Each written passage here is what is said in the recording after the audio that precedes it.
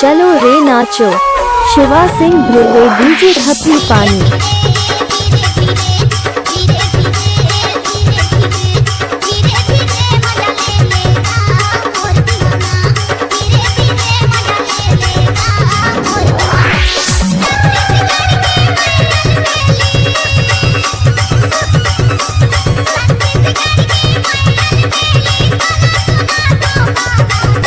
DJ Surendra Yadav.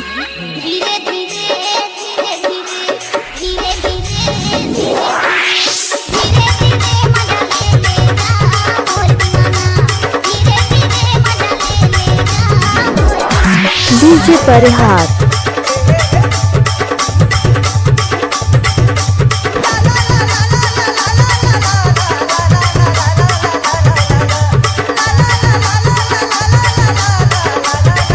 Remix by DJ Surendra Yadav exclusive.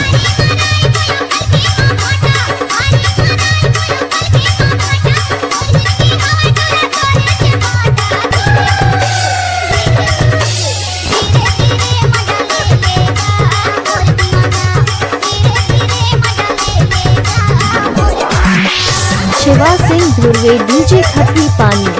चलो रे नाचो।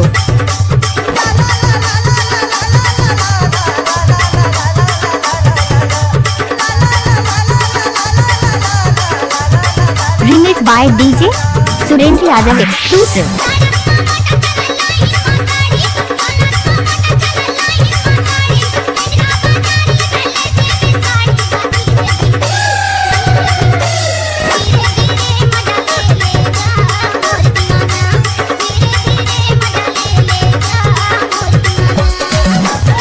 डीजे परिहार।